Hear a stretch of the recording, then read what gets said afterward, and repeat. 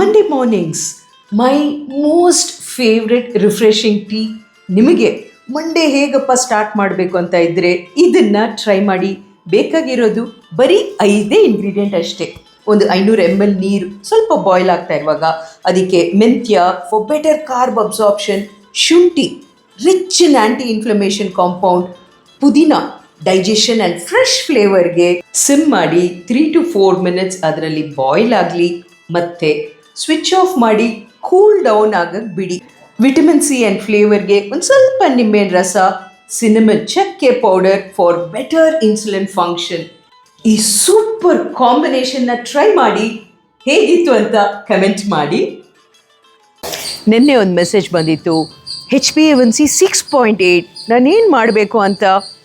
Don't worry, that is the first thing you have to do. ಇದರ ಜೊತೆಗೆ ಈ ವಿಡಿಯೋಲಿ 5 ಸೈನ್ಸ್ ಬ್ಯಾಕ್ಡ್ ಪಾಯಿಂಟರ್ಸ್ ನಿಮ್ಮ ಜೊತೆ ಶೇರ್ ಮಾಡ್ತೀನಿ. ಫಸ್ಟ್, ಅಟ್ಲೀಸ್ಟ್ 5 to 10% ನಿಮ್ಮ ಬಾಡಿ ವೆಯ್ಟ್ ರೆಡ್ಯೂಸ್ ಮಾಡಿದ್ರೆ ಇನ್ಸುಲಿನ್ ಸೆನ್ಸಿಟಿವಿಟಿ ಇನ್ಕ್ರೀಸ್ ಆಗುತ್ತೆ, ಡಯಾಬಿಟಿಸ್ ಮ್ಯಾನೇಜ್ಮೆಂಟ್ ಬೆಟರ್ ಆಗುತ್ತೆ. ಯಾವತ್ತು ನಿಮ್ಮ ಪ್ರತಿ ಮೀಲ್ ಯಾವುದಾದ್ರು ಒಂದು ಪ್ರೋಟೀನ್ ಸೋರ್ಸ್ ಮೇಲೆ ನೀವು ಅದನ್ನು ಬಿಲ್ಡ್ ಮಾಡಬೇಕು. ಫೈಬರ್, ಪ್ರೋಟೀನ್, ಕಾರ್ಬ್ಸ್, ಆಯಿತಾ? Non negotiable. ನಿಮ್ಮ ಊಟದ ಟೈಮಿಂಗ್ ಏನೇ ಇರಲಿ, minimum 10 to 15 minutes after your meals walk ಮಾಡಲೇಬೇಕು. ಪ್ರತಿ ಪರ್ಸನ್ಗೆ ಹೈಡ್ರೇಷನ್ ಬಹಳ important.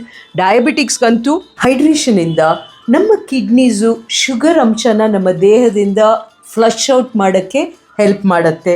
Last pointer, strength training ಬಹಳ ಇಂಪಾರ್ಟೆಂಟ್.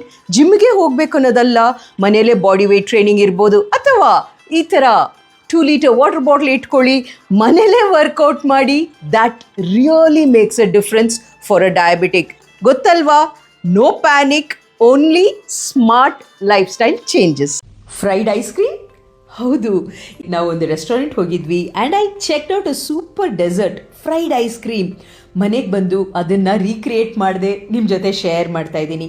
ಸೊ ಯಾವುದೇ ನಿಮಗೆ ಇಷ್ಟವಾದ ಐಸ್ ಕ್ರೀಮ್ ತೊಗೊಳ್ಳಿ, ರೌಂಡ್ ಸ್ಕೂಪ್ ಮಾಡಿ ಆ್ಯಂಡ್ ಮೋಸ್ಟ್ ಇಂಪಾರ್ಟೆಂಟ್, ಫ್ರೀಝರಲ್ಲಿ ಇಟ್ಟು ಆಲ್ಮೋಸ್ಟ್ 4 to 5 hours ಸಖತ್ ಹಾರ್ಡಾಗಿ ಫ್ರೀಸ್ ಆಗಬೇಕು ಅಷ್ಟೇ. ಸೆಕೆಂಡ್ ಸ್ಟೆಪ್, ನಾನಿಲ್ಲಿ ಮುಸುಲಿ ತೊಗೊಂಡೆ, ಸ್ವಲ್ಪ ಕೋರ್ಸ್ ಪೌಡರ್ ಆಗಿ ಬ್ಲೆಂಡ್ ಮಾಡ್ಕೋಬೇಕು. ಈ ಐಸ್ ಕ್ರೀಮ್ ತಗೊಂಡು ಕಂಪ್ಲೀಟ್ ಕೋಟಿಂಗ್, ನಾವೊಂದು ಲಾಡು ಮಾಡ್ತೀವಲ್ಲ ಆ ಥರ ಕಂಪ್ಲೀಟ್ ಕೋಟಿಂಗ್ ಮಾಡಿ ಆಯಿಲಲ್ಲಿ ಫ್ರೈ ಮಾಡಬೇಕು. ಕೀ ಪಾಯಿಂಟ್ ಏನಂದರೆ ಆಯಿಲ್ ಸಖತ್ ಬಿಸಿ ಇರಬೇಕು ಮತ್ತು 6 to 7 seconds ಮೇಲೆ ಫ್ರೈ ಮಾಡಬಾರ್ದು. ಅಷ್ಟೇ, ನಿಮ್ಮ ಫ್ರೈಡ್ ಐಸ್ ಕ್ರೀಮ್ ರೆಡಿ. ಮೇಲೆ ನಿಮಗೆ ಯಾವುದಾದ್ರೂ ಡಾರ್ಕ್ ಚಾಕ್ಲೇಟ್ ಇದ್ದರೆ ಟಾಪಿಂಗ್ ಆಗಿ ಹಾಕ್ಕೊಳ್ಳಿ.